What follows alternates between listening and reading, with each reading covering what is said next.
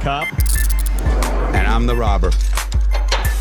And this is Cops and Robbers Talk.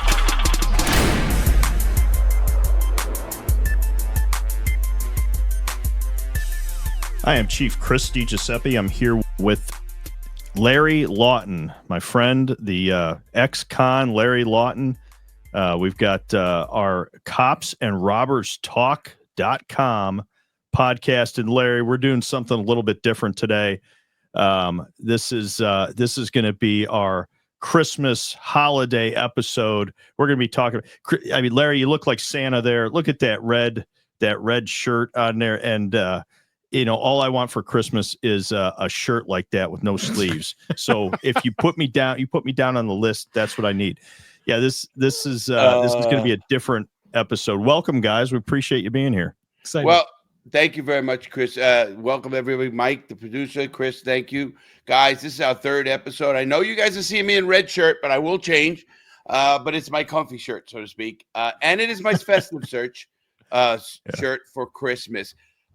Chris, we know each other, a dozen years or more now. And we got to be friends because, one, I believe in your law enforcement, and I think your law enforcement. And I've been asked a lot of times. I get passed because, man, that was a good idea, man. We need a guy like you, Mm-hmm. And I said, listen, it's not that easy. I got to know these guys very well, and in a way personally. And this is the reason I support them, and people will understand this now. And it's because of their faith, if you want to call it that, guys. Yep. And it's the way they police. Right. If it wasn't for positivity, connecting with communities, understanding that, I wouldn't be here, and Chris and I wouldn't be as close as friends. And Mike is the same way, even though he carries way too many guns. Yeah. That's okay. You could still be a faith-based person and carry way too many guns, right? Larry can't. Just for the record, Larry can't. But good. Everybody else has too many guns, right? Well, I appreciate that, Larry. And that is true. I think that with faith, people. I'm a faith-based person. I speak for myself. But here's the thing. I don't force that on anybody. You know what? You believe whatever you want to believe, or don't believe whatever you don't want to believe. I guess it kind of goes to the bigger question. Is there something out there that's bigger and more important than you? And that's the question I ask myself. Is there something bigger and more important than you? And because of that faith, that's led me to public service. And that leads me to a leadership style of a servant-based leadership style where I believe I'm here to serve the public. I'm here to serve people. I'm here to serve my people, the people that work for me. And I think that kind of keeps me on the straight and narrow. That keeps me, I'm not a perfect person. I make mistakes. But I think that when we dive into this, Larry, because I think that we're going to have a lot of insight into this, when we talk about faith, I've come to faith because of the light and the darkness, right? I mean, tell me, Larry, prison, you've seen the darkness, you've seen bad stuff in law enforcement. I've seen it. What's your thoughts? Chris, thank you for that. And I'll tell you, this episode is going to get more personal. Yep. I didn't think it was. I really didn't. But right just before the episode, I'm saying, okay, I'm a spiritual person. People know I'm not religious. I don't believe in religion per se. Right. I'm very spiritual. I don't know if you knew this, Chris, that I was on the Billy Graham show, the 700 Club. I don't know if you know that. And they did a whole reenactment. And I think we should show a little bit here, Mike, if you'd like, a clip or have links, because I said things in there and I just watched it not long ago. And I still believe every word that was said in there after a very close friend of mine killed himself. And and it was around Christmas time. I don't know the exact date, but when he killed himself, he told me he was going to do it, and he did it, and I couldn't stop him. And I will tell the story if the people want that. And what happened was I laid in my bed, and I am, again, you're not talking to a religious man. I was saying to myself, crying as a big adult, he killed himself. I was just talking with him, and I said, why not me? I mean, what? I thought I was close. People don't know this. I had a noose around my neck when I was in the hole for 3 years. And I was in about almost a year. And I had a noose around my neck, literally inches, seconds, inches, whatever you want to call it, right near the bed, how to do it. I know how to do it. and I didn't do it. And then when my buddy did it, and he did it the way I talk about it, and I didn't see it, but I knew it because I'm next to him. We're in the hole working out, and I'm talking through the vent. And he says, "Man, I love you, brother." And he's a black guy and a good friend. We used to do burpees together, really hard workouts. And he said, "I love you, brother. I'm checking out." And I went, "Where the fuck you going? What do you mean checking out?" You know, we're in the hole. Boom, the light bulb went off. Yeah. I jumped up on a steel, the stainless steel things they have in jails, and the sink combo, and I jump up. I get right in the vent, and literally I could talk to you like I'm talking to us. I said, "Guy," I said, "Jack," his name was Jack. I said, "Man, lay down." It was 3:30. I'll never forget, because 4:00 is count time every day in the Bureau of Prisons. Every single inmate is counted. And that count is an official count sent to the Washington Bureau of Prisons. So if there's something happens, and that's a 4:00 count, it's called mandatory they make you stand up in the hole just to make sure you're alive, because they actually counted somebody for 3 days dead. That is a fact. So anyway, I said, "Lay down, Jack. We'll talk about it." We're sweating. We used to do that right before count. Lay down, and after you get shouted and you jump in your shower, you feel bad. You start reading bullshit and throwing kites under the door, whatever you're doing. And Jack said, "I'm chatting." I said, "Man, I love you, brother. Man, what the fuck, man? You know, don't do this shit. I'll talk to you after the blah." Quiet. Well, end of the tier. You're on a long tier, and there's all cells. And at the end of the tier, they even lock the door. So you hear them open the door, keys, bang, open the door, and you hear, count time, stand up, count, everybody on your feet. Now, everybody usually just stands up when they go by, and you sit down, and that's the end, that's count. They go by my cell, and they stop at his, and I hear the bang, and they hear they have a little button, a little orange button on their radio. It's called the deuces. The reason they're called the deuces, Chris, is because any phone in the Bureau of Prison, if you hit 222, it's an emergency call, and they come running to that number. And that's why they have a deuce on their radio. They have that, and they'll hit that, and they'll know where that radio is assigned to. They'll head that, and the whole prison goes there. And I hear, "Man down, man down." And sure enough, they come running, and I'm up at my door. We have a little long window. You're looking. They took Jack out, you know, and he's on a gurney, and they didn't cover him. But I knew he was dead. I've seen many dead guys. And sure enough, when they recount, you'd also know when count that somebody had to have to redo a count to watch it, even for one person. And he died. And I laid on my bed, Chris, and this is a true story. And I said it on national TV. And I said, "Why me?" And I swear to you, Chris, and people think I'm crazy. I heard verbal words say, "I have plans for you." And Chris, I got up out of my bunk, and I'm laying out crying. And listen, I'm thinking, it's in my head. I heard him, as I swear to you, if it was Nick calling me for another, I heard out loud. I got up out of my bed. Like, I thought somebody was on the tier saying something. I thought a guard did something in the door, you know, you hear the crack. To this minute, I get chills. I got chills right now. And, ever since that day, and we could play that, and I'll show it to you, whatever you want. And I will never forget it. It was like, and that's the one thing, Chris. And I'm very skeptical. I check authority. I'm very logical. I do the law, and most law people do.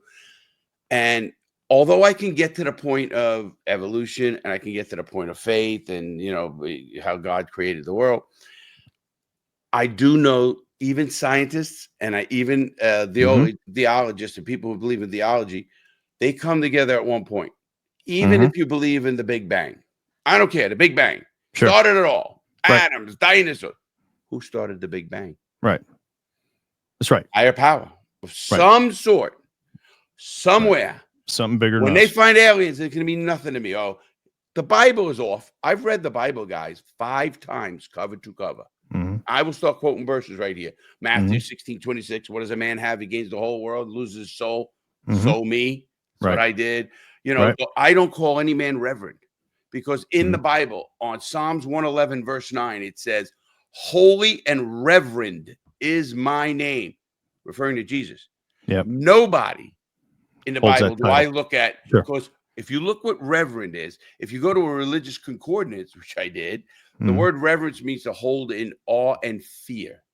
I don't hold any man in awe and fear. Right. If there's a higher power like God, I'll hold him in. Me too. I'm with you.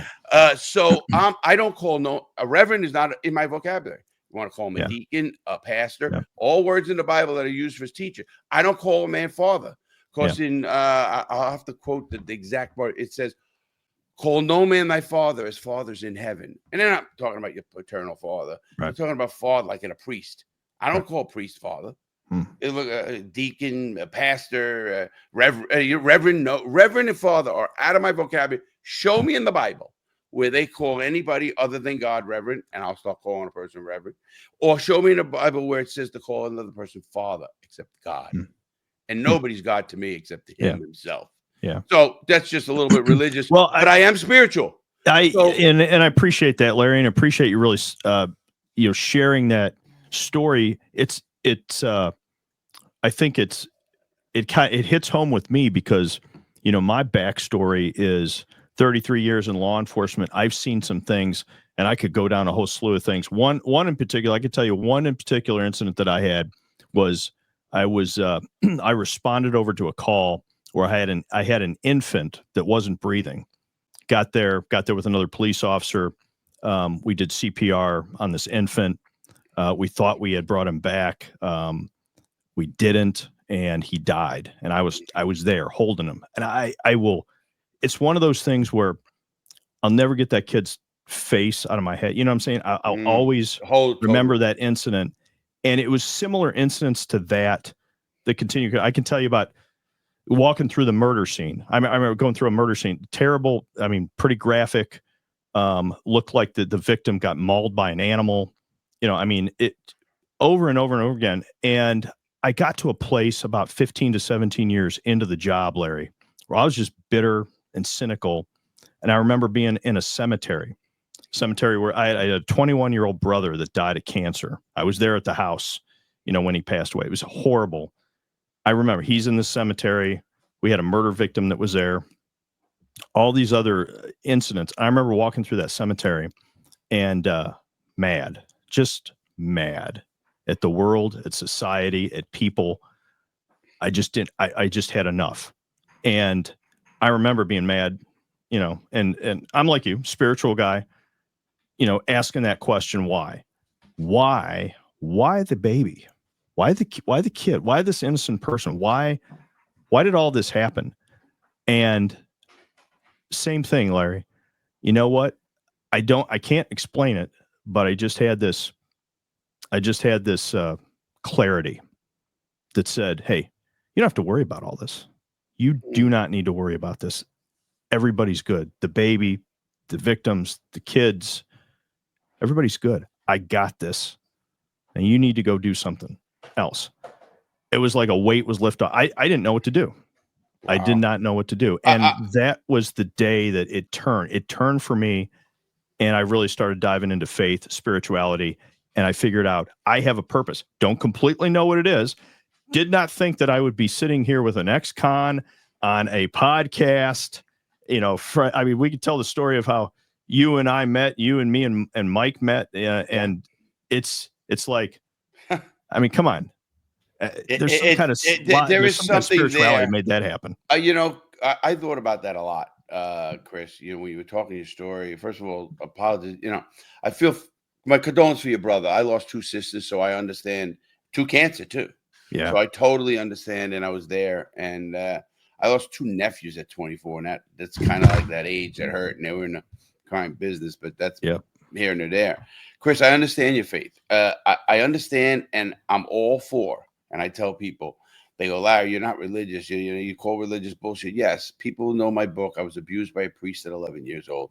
I don't hold everybody accountable because that's a jerk off asshole. Well, I don't want to get Mike having to beep everything.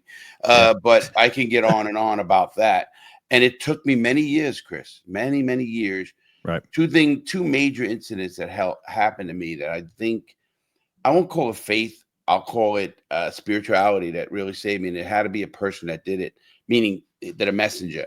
The incident when I was abused, a lot of psychologists said that's when I went off the handle. I lost my risk meter. I was a little crazy. I got kicked out of school after that. There's no excuse. I am who I am. Well, you get to an age in life where now I actually look at everything that happened to me, Chris, as a learning lesson. Stop. Right. Oh, excuse me. Hold on. Damn it. Hold on. All good. All good. Take care of him. The Lord is making your dog bark. Nick out here? Oh, okay. Oh, you Amazon? Package. Oh, okay. Woofeth. Woofeth. Woofeth. Be like the old English dog or something. Well, no, it's the Lord's calling dog. What are you doing? The old Saint Thou James? shalt. Yeah. Yeah. Sit down.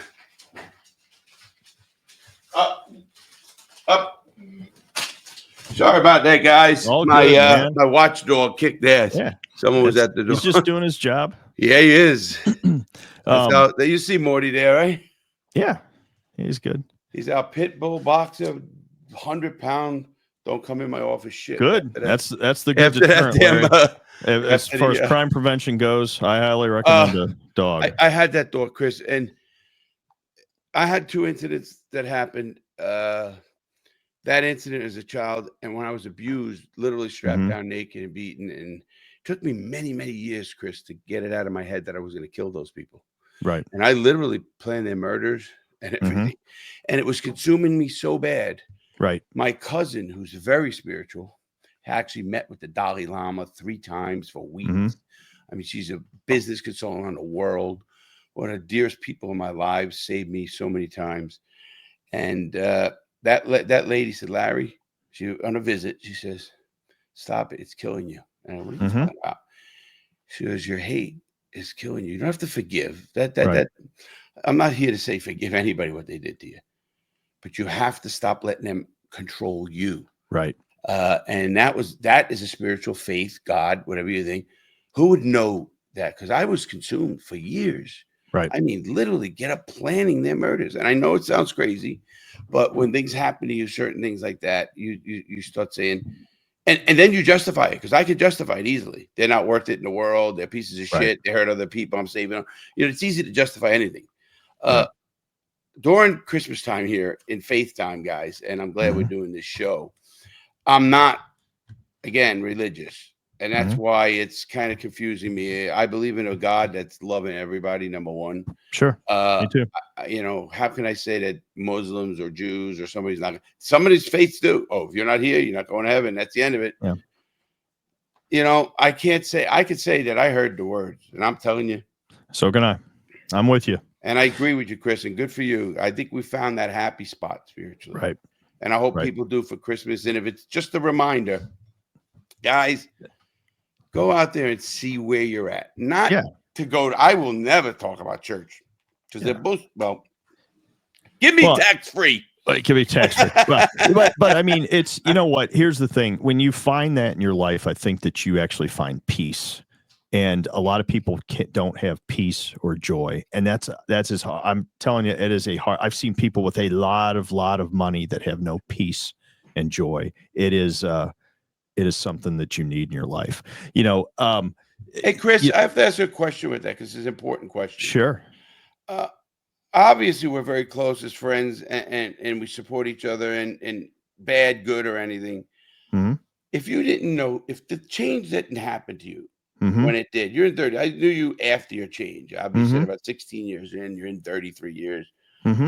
So you've been faith-based or spiritual-based, whatever you want to call it. Yeah. If that didn't happen to you, can you see yourself being that bitter cop that does something stupid? Could be. Yeah. See, sure. And that's where I think maybe we could get to a cop here or there. I have cops who watch my show. They call me. I have a guy named Trooper Joe from Pennsylvania. Great guy. Same kind of you, Chris. He's about 40 though. He's young, and he reminds me because he goes, Larry, you open my eyes to a different way to look at a case when I stop somebody, and I'm happy I do that. So I affect that one guy. Your story, Chris, I think should affect a lot of people because I don't think you can go through your job without either becoming bitter, becoming cynical to the system or whatever, and with the authority you hold as an officer, not just you, any officer, that needs that something there that says, stop, though, he's a human. Yeah, you can't. Whatever. You can't. You're right. You can't go through it. You can't do it without it. What I went into it, Larry, thinking, you get out of the police academy. I went into it thinking, I'm trained. I'm a tough guy. I'm a tough guy. I'm going to go into these situations. I'm going to be emotionally, psychologically, maybe even spiritually fine because I've trained. And I tried to go do it on my own without spirituality, I guess. And I thought, I'm tougher than people. I'm going to tell you something. The world can be a dark place, and that darkness is bigger than you. And that's what I found out the hard way. When you're up against it and you have no backup, when you don't have that faith, I'm not telling anybody what to believe.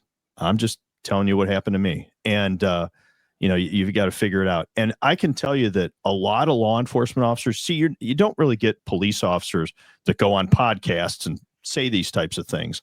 They're very private. But I can tell you behind the scenes, a lot of police officers have faith. They have to. You can't get through the job or whatnot. And you do turn bitter and cynical and so forth. When I was in that murder scene, I'm telling you, I was going through that house, Larry.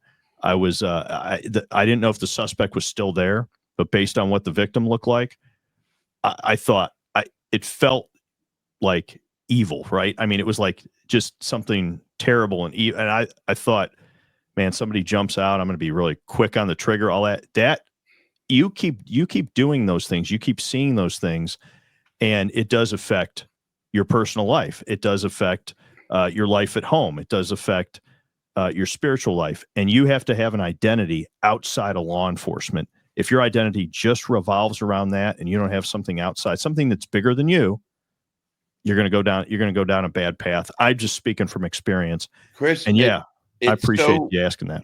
It's such a great thing because I know, my son-in-law, I'll call him my son-in-law. I was with Teresa. You probably remember Teresa. Mm-hmm. Anyway, and let me tell you what happened. Her son is a lieutenant in the fire department, with medics and all that. He went to a scene and he told us, and he actually was crying. And sure. He went to a scene where there was a 1-year-old baby that was molested in the worst of ways you can think. Thinking about that right now, I have no problem taking care of this. There's going to be no trial. All right, we're going back to the confession.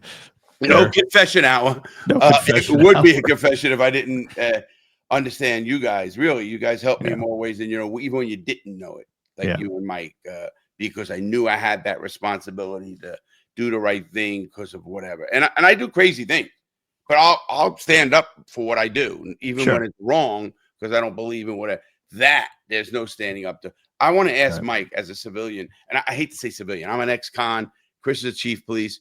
Mike is the producer and a regular guy, and we're all good friends. Mike, has something like that happened to you in your own way as a person out there? Because I'm sure we're going to hear from people saying that happened to me. And again, it's not religion to me, period. I don't believe in religion. I tell it on my show. I was waiting until I could tread in on this conversation, not because I know how devout Chris is, and not because I didn't think that at some point during your stint in federal prison, you didn't find some faith venue, because, there's a lot of things to think about, at least that I envision as someone that has never been in jail/prison, that people would think about in jail. And I think that, tethering to not only the scriptures and the great ideas that are inside of all of the governing books that talk about the legends and the lore of the people that are bigger than us, the powers that govern all of us.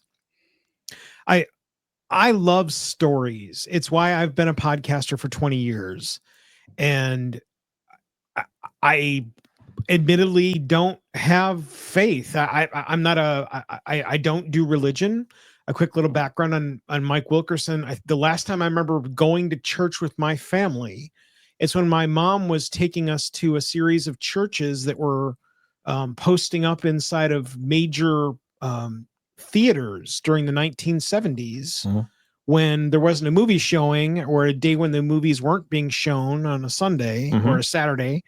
Then they would have people come in, and they would have congregations come in, and they would sing songs, and everyone's happy. And I love that, because I love performance. I still love meeting people. It's why I think it's what's guided me to be so prolific inside of podcasting for so long.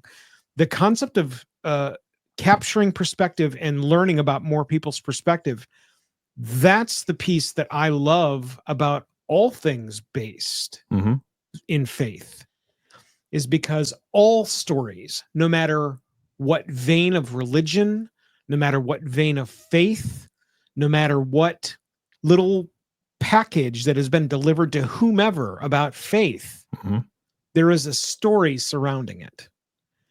And so you got me. I'm instantly in. Some more background on Mike and his faith. It's not that I don't think there is a higher power. I think there is. I don't think that like there's a bunch of people playing marbles and stuff, and we happen to be a little speck in one of the marbles. I don't know. Same with me. I'm not a believer in the truth. First of all, Mike, I agree on this. As a man who read the Quran 3 times, and obviously I told you it says in the Quran, you will die a fiery death if you kill an innocent. It does. Everybody talks about the virgins, the 99 virgins. Nobody's talking about dying a fiery death if you kill an innocent, because the people who manipulate any book. But there's more killings. Literally, there's more killings in the Bible. Yeah. In the First Testament, the Bible, than there is in anything, with King David killing 5,000 people, his best friend, coveting his wife, the whole works. I can go on. Yeah. And I look at the Bible as a way to live good, but you have. I don't want to get into anybody, a priest or a theologian coming on here, because I'm going to argue with them bad. No, God, not you. The opening of the Bible says, on the 6th day, God saw that, or whatever, 3rd day, God saw that light was good. Well, God put it there. What do you mean he saw it was good? Let's get back to the story here. It's just, obviously I'm a literal guy to a degree. What I love about your piece there, though, is you brought up something else that I think is really interesting. The concept of languages. I am still an interpreter in that I have an interpreter brain. I was a professional sign language interpreter for a variety of different efforts, everything from emergency medicine to scholastic circles to law enforcement, a variety of them. And so I've got interpreter brain. And so what that means is that languages mean something different to me because I am an interpreter. And so that's something else that you bring up about the books and the legend and the lore and the things that have been passed down that are now a piece of structure for many, many people across the planet. The difference is that the way the book was originally written is not the way that you're reading it now. It's not. I'm not telling you that the old 100 people test. Right? Give a story to 100 people. It's the concept of telephone. It's one of our favorite exercises inside of the land of being an interpreter, is that can the message start in one area and be conveyed enough, whether it be in a different language or with more gusto or more facial expression or whatever it's going to be, can it then be the same when it gets to the end? Asterisk. And that's kind of how I look at faith too. I love when people latch on to pieces that help propel them and help guide them and help them find focus. But one of the things I've also known, especially since I was younger and my dad left my mom and I when I was 6, is that I carve my own fate. I'm going to go and build this studio. I'm going to go and find the friends that I'm going to bring on, and we're going to talk about these kick-ass stories, and we're going to share them with other people across an audience that I've built over 20 years of podcasting. I'm going to insert whatever the next 5 tasks I have to take care of when we're done recording here today. And I have that divine faith in myself that allows me to propel me and my family and all of my friend circle, and most importantly, the people that I've not yet met, so that when they do find something that I am talking about or that I am doing or that I'm interacting with, they too have a sample of something that's cool. I mean, like, look, wow, holy shit, look at that. And that's what I get out of the concept of faith, is that it's a never-ending cycle of being baptized inside of another story that I get to incorporate into my psyche, that I get to leech the little pieces and parts. The neat thing about scripture that I like is that, not so strangely, the stuff that's inside of scripture I hear in a lot of other things that are really commonsensical, that make me feel positive, that help guide me when I've got a turbulent time. It's Right. just that I'm not the religious guy. Go grab a Bible, dude. And you know, people speak about religion versus spirituality. I can tell you that even being in some churches, there are churches out there that project to say, "Hey, we're not religious. We're not. We're Yeah. you know, we're not." Yeah. And those I instances don't- of those instances of the theaters Yeah. were that. Yeah. That was exactly what it And was. I don't knock organized religion. I don't knock organized religion. Everybody have. I'm not gonna criticize anybody. You know, either way, the basis of my faith was formed through organized religion. I'm not with a. You know, I do belong to a church. I don't. It's not a denominational church and things like that. Yeah. But it's a place where, you know, I can go, I can meet other people. Sometimes I get to help other people. Sometimes other people help me. And it's a community fellowship type of thing. That's what the value is in the church. But with faith and spirituality, it's just a bit, it's like I'm set on a path with a purpose that I don't fully understand. I bet Larry can probably say the same thing. He said, you know, I'm 62, 63. I'm still learning. Yeah, we don't fully understand where we're at. But I want to shift to this, guys, and I'm going to throw this back over to you, Larry. Have you ever had experiences in prison where, because prison's got to be one of the darkest places on earth, right? It's got to be one of the worst places to be. Did you ever see anything happen that you would consider divine intervention, a miracle, something that you just can't explain? Oh, 100. Well, that was 100. But Chris, first of all, people, I didn't read the Bible because it was my favorite book. It's not a bad book, but I read it as a book because the only thing they gave you in the hole was a spiritual book. I didn't want to laugh when you were telling the story, and I'm like, yeah, but between that and your 7,000 other books on the wall behind you, boy, that must have been awesome, right? I'm a big reader. I still am. And it's funny because, I mean, you go into a hole. Here's a a couple of quick stories, Chris. That's very good. Divine intervention. There was a black man, about 50 years old. Used to clean around the cells, and he'd hustle. He was a good guy. And myself and two other inmates who worked in the legal library, and we were very well known in prison. We find out he cannot read or write. Now, when I say to see a person who is literally, you wouldn't have known it, functionally illiterate, and then think about that man going to the hole, because he went to the hole, and this is what changed it. And it blew my mind. What are you doing? It's bad enough you're in a 8-foot by 10-foot box, never getting out. They tell you you're supposed to get out. You don't. I can go on, and you can't read. Well, we went up and talked to him the right way. We tutored this man. He was older than us. And divine intervention, Chris, what happened was we got him his GED. We literally started. We're not teachers, but we started. We got some books on. Back then, there was no computer, so we got books on how to teach. A, B, C, blank, D. You go on, and then you go. Cat went over the roof, and you turn about a verb and everything else. Nouns. We taught him. We ended up getting him his GED, and at his graduation, we were there in the prison, and he cried, and we all cried because he said, "This is the best day of my life." This is a man who's incarcerated for life, never getting out. And we gave him the skill, I guess, of reading and comprehending, because people can read, but they can't comprehend.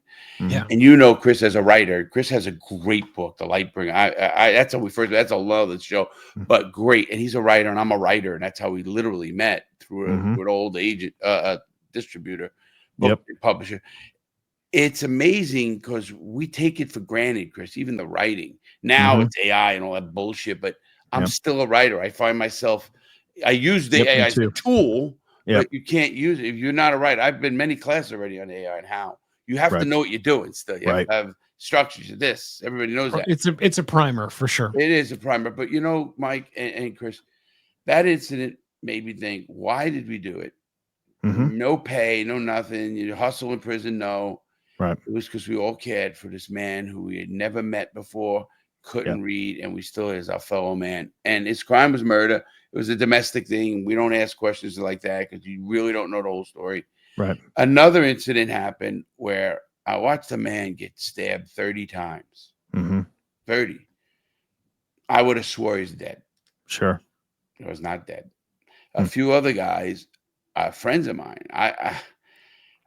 This is crazy because I was in prison, and one guy came into the prison cell I was in, and I was with the drug dealer who was in the prison, and we were just sitting on the bed, bullshit, me, myself, him, and another guy. A guy comes in. He owes the drug dealer money, who's a killer.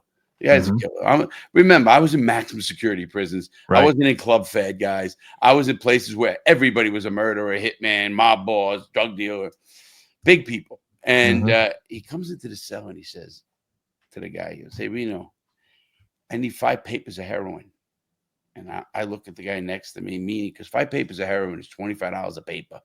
He owes the drug dealer. And we're knowing this guy's a killer. Oh, shit. Waiting for something to happen. And he looks at him. He goes, you fucking with me? And now we all got quiet. Now he's talking to this guy. He goes, Reno, I need 5 papers of heroin. He goes, you fucking with me? This guy's a straight killer. And he went from other prisons from killing me. He goes, no, I'm checking out. Checking out. Meaning he's going to go to his cell and kill himself. And I'm in the cell. And he goes to us, he gets to gives him. He goes, you better be dead. If you're not dead in the morning, I'm going to kill you. The guy was dead in the morning. And I say that's an intervention because I believed, knowing the situation of the other guy, who bad case, never getting out, bad family, a lot of things. I almost think things happen for a reason. People ask me all the time, Larry, you don't believe in a death penalty, but you're exactly right. If somebody killed my daughter, you think I wouldn't want to kill them, or grandkids? I have 4. Of course, but I don't believe in the death penalty because I believe justice comes to those who've been in it. Whitey Bulger, the biggest rat, and then he got killed 12 hours in federal prison. He went to a federal prison, just transferred. 12 hours, they killed him, stabbed him, cutting his tongue out. I know the guy who did it.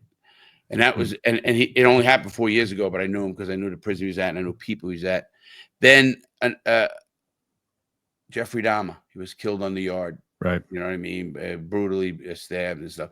So justice happens in the right ways. And I almost believe that's God. And I know people go, what do you mean? I got, listen, don't think, I fear God. I told you that. I don't fear a man. I fear, if there's a God, believe it what you want. I'm the fear that mode because that dude started the atom and started this whole shit. Yeah. He can fuck me up pretty fucking quick. So there ain't no question of happening. But my point was, even in death or in savings and lives in mine, I mean, Chris, I've been shot. I've been stabbed twice. Right. I had open heart surgery, 3 major back surgeries, neck surgeries.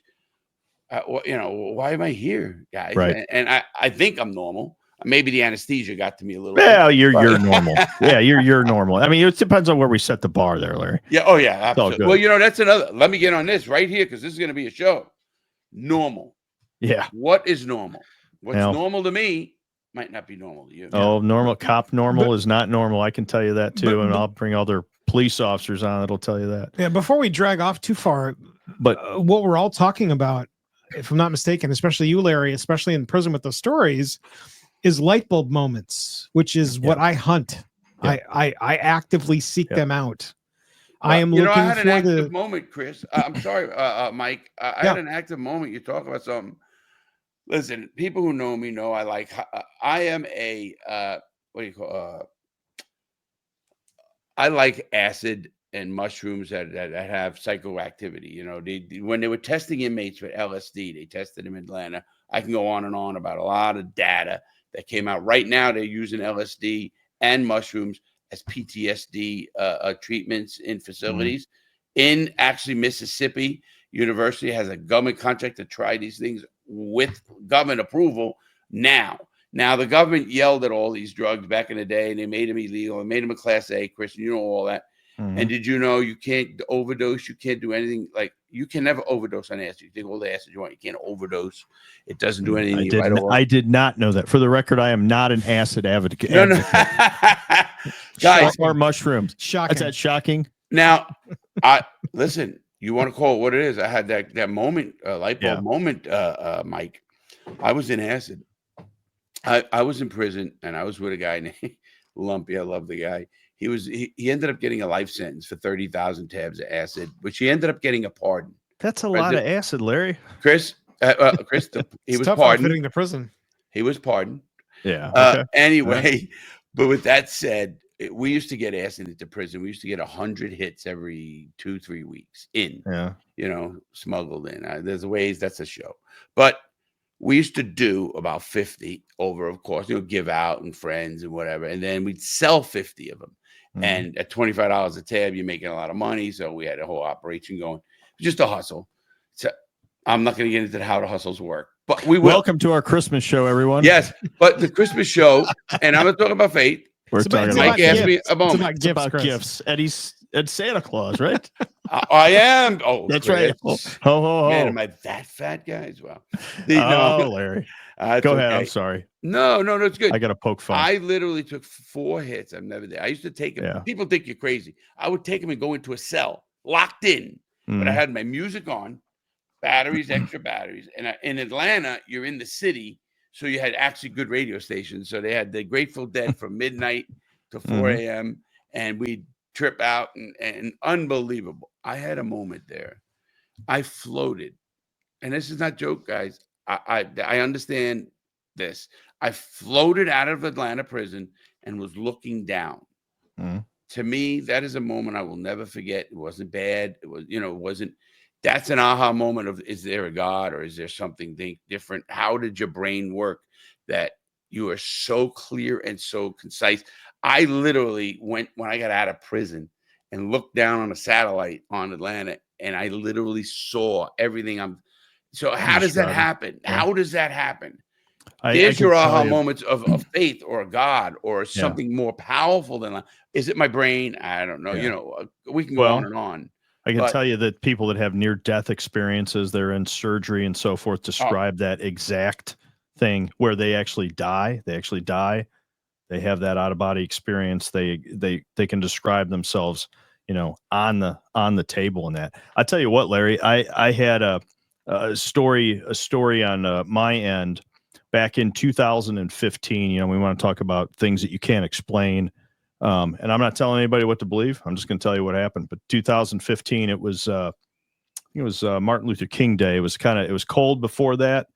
Started to thaw a little bit. We had an incident. We got called to a scene where a bunch of kids had gone out in the ice. We got 2 lakes out, where I police, and a bunch of kids had gone out on the ice. They're about 15 years old or so. One of the kids, actually, a few of them fell through the ice. 2 of them made it back, and one of them did not. In fact, our police officer showed up, and they were going out on the ice trying to get to him, and they watched him go down under the ice. So that under the water, right? And he just locked up because water's freezing. He locked up. He went down. He was underwater for 13 minutes. Fire department showed up. They located his body. They pulled him out. I was on scene. I responded to the scene. They pulled him out. He was dead. And you can't hold your breath for 13 minutes. I mean, he was deceased. I remember I was waiting there for the media to show up to talk to the media. My torch. Trying to make contact with family, notification, all that kind of stuff. They transported him to the hospital. And I'm waiting for the media to show up. I had a detective that went over to the hospital. Detective calls me on the phone, and this was a little while later. I don't know, 30 minutes later, something like that. And they go, "Hey, the kid's alive." And I said, "What do you mean the kid's alive? He was underwater for 13 minutes. He's not alive. I saw him. He was dead. They had negative vital signs and all that." And she said, "Hey, look, he's alive." She said his mother came in to the emergency room, and the doctors had called time of death. They're putting it down on the death certificate and said, "We're sorry, we did everything we can. We'll give you a moment with your son." The mother started praying like loud. Apparently, whole emergency department could hear her praying out loud. His heart started after that. They still had him hooked up to some of those monitors. His heart started after that. He was dead for 45 minutes to an hour. They flew him down to Children's Hospital. They told the parents, he's brain dead. He's brain dead. You're going to have to think about organ donations, all that kind of. He's brain dead. He's not coming out of this. We're going to take him off the machines. He's going to die. He walked out of that hospital 2 weeks later. Walked out. He was back in school 30 days later. I talked to him, and I tell that story. They made a movie about it. There's a movie called Breakthrough out there. If you go and look that up, and we can link that in the show notes here. Mm-hmm. But it's those things, and I got to tell you, the way that what it kind of did for us. You talk about bitter and cynical. Most of those outcomes, Larry, bad outcomes, right? You're telling a parent their kid's dead. A horrible outcome. That was one of those times where I think divine intervention said, "Hey, not today, guys. It's not going to come out that bad today. It's going to come out well." And it's just one of those stories that give me hope. Hey, Chris, it's been since 15. It's almost 10 years. The kid was how old? 15? He was, I think he was 15 at the time. So he'd be about 24, 25 now. Yep. Have you heard from him? Can you get I'd love to see what he did or where he's. I all thought, what if we story if he's a cop somewhere? No, he went back. I tell you what, I think that he was looking to go into ministry for a while, and then I think he went back, and I think he taught at the high school. I thought that's where he landed. He taught at the high school. Yeah, I could try to reach out and let's see if we can get him on. I'd love to hear his. You want to talk that's an episode of, again, I can talk choice making with kids doing stuff that's dangerous, and how law enforcement does the right thing. I often love stories. People say to me, I go, whenever there's a cop story of something and it's usually the bad. I said, what happens is we don't highlight the good enough. We don't. Don't get me wrong. Those cops who are bad, I'm going to get on. I'm going to tell you why. I'm going to blame you, Chris, on some of them. She's going to blame me. Larry's going to blame me. And I'll tell you what, Larry, every robber that does something bad, I'm blaming you. But don't feel bad. Every robbery? They look at me. Any jewelry robbery, they look at me. Jewelry robber, we're blaming Larry. Larry, any criminal that I interact with or know about, I'm instantly looking to see if they have sleeves or not. Yes, that's right. If they got Larry's shirt, we know. It's over. So anyway, this cost $25 for this whole entire thing. That costs $25. That's actually probably a bargain. That's a bargain. Yeah. This would cost on the streets thousands and thousands for paper heroin. And I kept, the drug dealer, Right. Well, Chris goes, I don't know how to answer that. Okay, yeah. Okay, yeah. Getting back to faith. I'm not engaging in that one. Yeah. On a faith thing, I think we're all on the same page. I didn't know that about you, Chris. To be honest, I did not know you were per se not religious.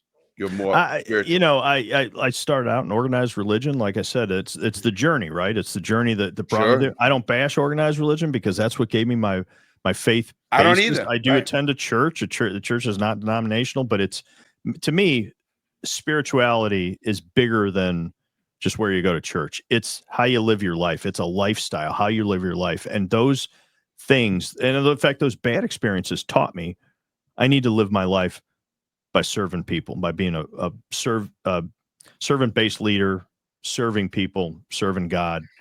And you know what? I'm not forcing it on anybody else. I'm not telling you how to live your life. I'm just telling you I've found peace and joy. And if we can bring that to other people, especially this Christmas season, this holiday season, that's I'm sure that's what I want to say. That's why we're doing this episode. And I want to say this too. It's very important because Mike brought up a great Mike. I wouldn't say. I think we're all like. I don't believe in religion at all. God, I have. They call me an agnostic, which means you believe in something, but you got to prove it to me somehow or whatever you want to go. I believe it's something started again. That Adam, what it is now, help me out, guys. Prove it. Something. Do something to me. But what I think is important, Chris, is here's where I think why you're a better police chief than most. And I'm not just blowing your ass. I don't give a shit about that. You know that. Chris, you do not, because I think if you became, whether it's a devout, a Protestant or a Catholic or a devout Muslim, whatever division, whatever you pick, Sure. You're not going to have the same compassion for that other group that you might think, God meant it. Because, most people say, well, they're not going to heaven. They're not in the Catholic religion or Christian religion, or I'm not Muslim, so I'm not, you're not following Allah and all this. I can go on and on. But you don't do that. You are actually spiritual more than religious. So you love everybody. Yeah. Let me clarify too. I do consider myself a Christian. I think I'm a follower of Christ. I think I'm a Christian. All that. That's what I believe, and that's why I follow. I don't force it on anybody else. I don't. I basically. Do you believe in the Bible? Literally, when you're in a group, Larry, and somebody in the group maybe misrepresents you stuff, because people come back and go, well, I know, oh, that cop did something wrong. Hey, you know what? That's not every cop. I'm in, I consider myself, this is my faith. This is what I believe in. I'm a Christian, but here, here's the thing. I know that what I'm supposed to do, what I'm not supposed to, I'm not supposed to be out there judging other people. I'm not supposed to be passing judgment. I don't force that on anybody else. I think that the main crux of that is the way that I live my life. I serve God, I serve other people. And that's why I don't, people go, how do you put up with the stress, anxiety? I don't have a lot of it, because there's just a lot of things I can't control. You know what? I just surrender that control. What's going to happen is happen. If I'm going to help Larry Lawton out, and Larry Lawton is Muslim, Jewish, it doesn't matter to me. When we respond to a call, Larry, I don't care who you are. I don't care what religion you are. I don't care what race you are, whatever. I'm going to come. I'm going to help you. That's what I'm supposed to do. And that is the thread, I think, that runs through every organized religion, every non-denominational religion, every spirituality. That's the thing that the three of us, no matter where we come down at, have in common. What's right, and how do we facilitate that? It binds us together. I think that's why you and I are friends. Yeah, I agree with that. I mean, I do believe that you and I are friends because of original, obviously connecting, understanding. Listen, people ask about beliefs. When I watched Mike and you guys as leaders of a law enforcement agency, I had a lot, trepidations about doing this. These guys are doing it because they care. They really care. Yeah. It's not bullshit that they're doing it to get hits or clicks or whatever you want to do in life. Right. My thing in the organized, when you have a very, very, listen, there is a fine line between a cult and a religion. At what point, Jim Jones killed 900 people, and we all remember that. Young people won't. But and it was all about manipulation over religion. Right. I mean, people manipulate things. How do you not get manipulated? Do you have a leader that you look up to in whatever church that you would follow blindly? I don't think so. I don't find anyone blind. No, let's go back to it. No man, when I look back and we look back at the Bible, like you said, the way that Christ lived his life and so forth, I mean, let's face it, he was kind of a rebel. I mean, the religious establishment at the time ended up killing. You know what I'm saying? I mean, I got hung on a cross. I mean, it was the way of death. It was. I look at those principles and go, that's how I should live my life. It's not me imposing my will, my beliefs, and all that. I'm just here to serve. What do you have in store for me? And I think that's where you're at too, Larry, and even where Mike's at. Hey, what's next? What's the pathway? And I think it's a little deeper than that. Where I kind of go is it's a sample. There are a series of showcases of things that are done and or talked about. Mm-hmm. And all of those things you choose whether or not you're either going to emulate or foster. The sample is they just told me this last week. I'm one of the most friendliest persons they've ever met. And I'm like, thank you for that. Mm-hmm. The concept is that I want to meet people and I want people to come back and talk more to me. And so to foster that, I am friendly. Right. And I try to be overtly friendly. Mm-hmm. And I'm glad that somebody identified that, but that leaches into a variety of things depending on the religion and the book that you're reading, i.e. do unto others. Right. And so all of those little colloquial principles, right. Absolutely. It's a piece of these building blocks that help foster along the things that you want to be and Right. see and do around you, so that others might actually see what you're doing and either do something akin or Right. do the same things that you're doing to make the environment, this fishbowl that you live in, Right. something that you want to be a part of. But Mike, is that faith? Faith is believing in something without proof. I'm a proof guy. Right. I'm the first to tell you that. Right. That's why sometimes I question myself of being an agnostic, because I want proof. Yeah. To be spiritual, I think you could still want proof. I mean, I don't know, but to be faithful, how much faith do I have in some dude? I don't care who it is telling me something. You don't have to have any faith. You know? Yeah, you're right, Larry. You don't have to have any faith in it. How much faith do you have in God? You can't explain it. You can't explain why you look down on the prison. You can't explain those things. I can't explain how that kid survived, right? I can't. You know what? I just have to believe. I just have to accept it and go, I'm not going to get. There is no proof beyond a reasonable doubt here. It's not going to happen. But that's faith. That's faith. Right. Mike was talking about the building blocks to get to that faith is not faith. He's talking about principles. He's talking about principles that are interwoven into faith. Those principles being, all three of us will sit here and say, you know what? We shouldn't. I hope all three of us, Larry, would sit here and say, Larry, we shouldn't go steal something. That's wrong. We shouldn't go kill somebody. That's wrong. You look at every faith, just like you quoted, the Bible, you quoted the Quran. There's principles in there that we come to conclusions on that bind us together as human beings. And that's where I think that Mike's saying, tell me if I'm wrong, Mike. Well, here's kind of what I'm thinking. It's like, we can go round robin and say, what do you have faith in, Chris? What do you have faith in, Larry? And when we get to Mike has absolute faith that if I need him, that man will appear. And I'm not talking about God. I'm talking about my friends like Chris and like Larry. That's the kind of faith I have, because it's what I allude myself to. Times of crisis, times of needing help beyond my own self, I do have faith. The difference is that I know I can reach out to the people that I've tethered myself to and have that faith realized. It just happens to not be a dude and or a being in a book that I have never seen, nor will I ever see until I'm dead. And again, that doesn't mean that I'm not religious. It means that I have absolute faith in, say, Chris DiGiuseppi. Right. And my story is, Mike, I have faith in God because God puts me in the place to go help you during that time of crisis, or vice versa. If I'm in need, I reach out to Larry. God puts Larry in my life. 1,000%. So absolutely. And that's actually where we, go ahead. Well, I 100%, I believe in people, but does that go to my judgment of people? Like, we all have judgment of people. Of course it does. It's because of, maybe that's a God-given talent. You can look at someone, kind of read them. Oh, they bullshit me. They do you trust them? I am a very trustful person, meaning I give a lot. I help a lot of people without getting the money, and they'll tell me something that don't have. And I still say, fuck it. I didn't care.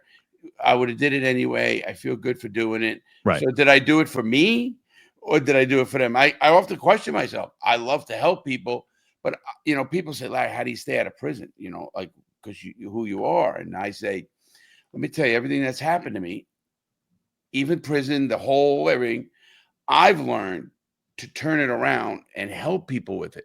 Right. Now, some people don't do that. They can't talk about it. They can't do that. And I get that. Right. So do I have faith in the way I talk to people, or do I have faith in somebody I don't know? I've never said, I have said, and I'll be honest, guys, facing death. I had a doctor tell me, if you leave this hospital, you will be dead in 48 hours. That I'll guarantee. You have a 2% chance of your heart not starting after we take it out of your body. Literally said it like that. And I said, well, I'm an odds guy. Let's go. Let's do the surgery. 100% to 2%. I'll take the 2%. My point is, guys like you, law enforcement, my best friend here is a cancer doctor, one of the best in the country, literally. He's on a lot of stuff. And I asked him, John, how do you do it, man? You know the people are going to die. He says, Larry, if I can make somebody's life better, Right. or more, for the time they have here, that was my belief. He's not religious either. He's like me, so I guess all of us, more spiritual. And it's just hard for me to look at a law enforcement officer who's very religious, saying I care as much about a Muslim as I do about a Christian. I mean, I hope they do. We do. Please, I hope. I mean, I didn't speak say, from my experiences. Yeah. But I don't think you're just a Christian. I think you're spiritual.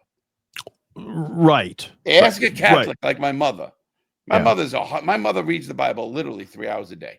Yeah. Literally 3 hours a day. I don't know what she knows at 92 about what she can read, what she's understanding anymore. But I said, just keep praying for me, Mom. Yeah. That's what we need. Those prayers work. I'm not going to heap onto the Catholic problem, but one of the things I remember, right? One of the things I remember vividly was when I asked my wife's father if I could marry her, and he said, "Well, you're going to have to get married in a church."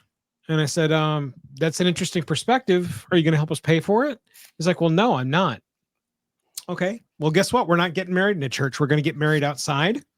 We're going to get married in one of the most prestigious sculpture parks in St. Louis.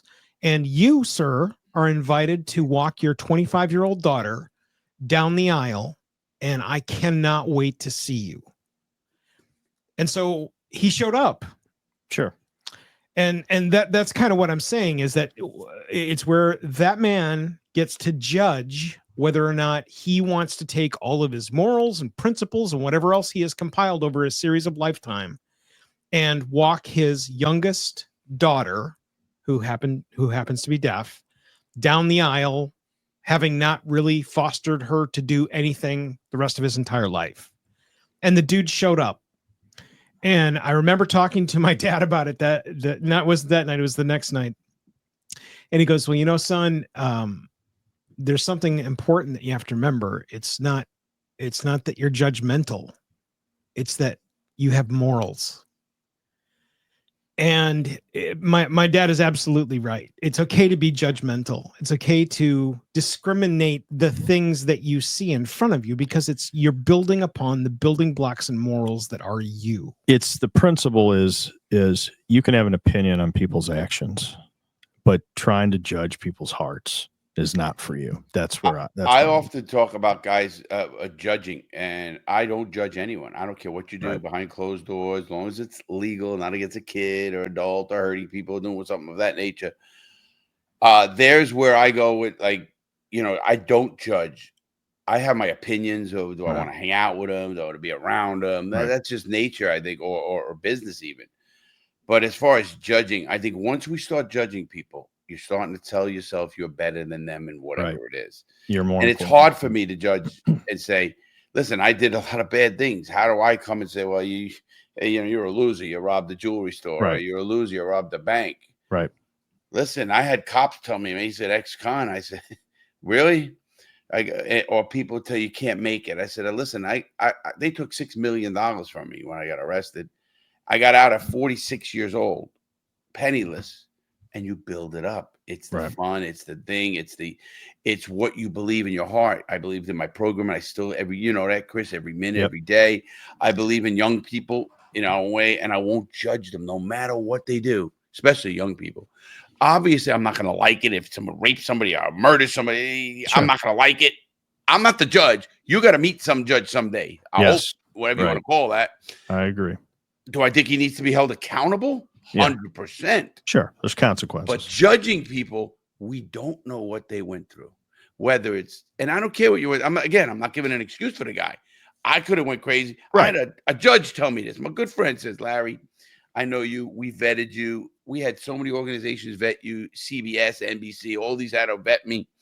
And they go, man, sometimes we believe you should have you should be bitter.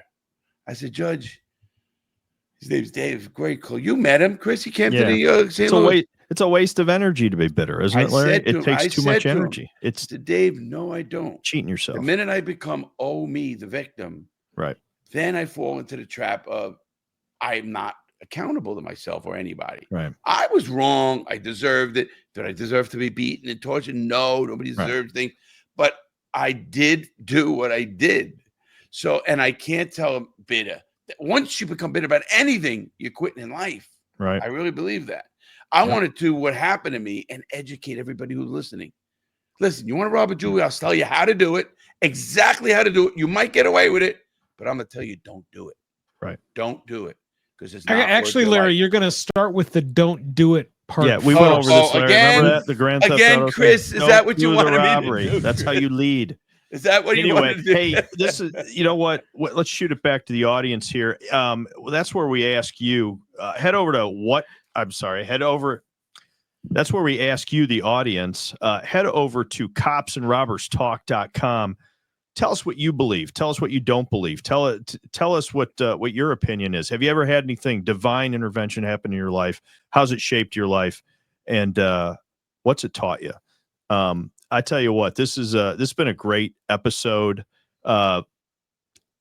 Closing out, let's go to Mike Wilkerson. What do you think, Mike? I think that faith is it is a question mark, and one of my favorite phrases for people is to encourage yourself to be a perpetual student, because the curiosity that typically drives a student to learn more about their life will instantly inspire someone else that's watching you be a perpetual student. Sure. Absolutely. It's never been more important, especially something like faith, especially like something like the holiday season, because all of us really do need the support during the holidays. No question. Absolutely. Larry, what's your thoughts? Well, I want to echo Mike just by saying I believe in learning. And I said that earlier about every 10 years, you think you're smart until you look back. And now I'm asking young people who work for me what to do. So it's coming full circle. Yeah. So I do believe in that education. And I think if you just look for things with an open mind and open heart and have that base. Listen, I think it really comes down to all three of us. Whatever happened or wherever we went in life, you a chief, me a criminal, Mike a half criminal, half cop. So when you half come criminal, up, I like that. When you come up to that level, and I think we were all given basic morality and basic decency from our parents to respect other people. My parents were never prejudiced. They were never prejudiced. I grew up in New York, and I know people who come from prejudiced families. It was just not even in our vocabulary, black and white in New York City. Mm-hmm. Now, do you have inherent biases? Obviously you do, from where you go, what you do, what shapes you. But thanks for this show on faith. And during the holiday, Mike, what you said, I agree. We all need help in our own way, and we all handle holidays our own way. Sometimes I want to be sadly alone, and that's the way I want to do it. I mean, that's just the way I want to reflect my life. And I use dates of holidays as more reflections to be with certain people, even if I'm sitting doing nothing. And as somebody I love next, I take care of my mom, guys, 92 years old. Yep. And I will never leave. She always goes, "You're not moving." No, I'm not moving, Mom, ever. Yeah. I'm here until you're here, Yep. And it's like, people say, "Larry, you don't go to the beach." No, I'm going to be here. I don't care. I live in a small 1,800 square foot house. I lived in an 8-foot by 10-foot cell. I could care less. This is a mansion. Yeah. With that said, I hope everybody has that great holiday. Listen, you do it the way you want. Faith episode was different for me, guys. I very rarely talk about my faith because it's not much. Yeah. But thank you for this. This is a good episode, Mike. Well, a good idea, Chris. Yeah, absolutely. I think this was a good change of pace. You know what? Just in my parting thoughts, I had one of my mentors. We talked about judging people and stuff like that. He said he always told me, if you're in a position of authority and you start believing that you're more important than somebody else, things are going to go south. That's when things are going to go south. And I've always kind of remembered that. Thank you, Mike. Yeah, Mike Force. Mike Force, absolutely. My mentor. Yeah, that's right. And this season, faith-wise, Larry, I always come back to the Bible scripture verse that the light shines in the darkness, right? And the darkness is not overcome it. That light always shines. You have that hope, believe in something, like I said, I don't want to tell you what to believe in, but it's easier for life when you believe in something that's bigger than you and you try to help other people. Anyway, from all of us here at copsandrobberstalk.com, we wish you a Merry Christmas, a happy holiday. Please have a safe holiday, and we will see you soon. And so that's Cops and Robbers Talk. You can find all of our episodes on copsandrobberstalk.com.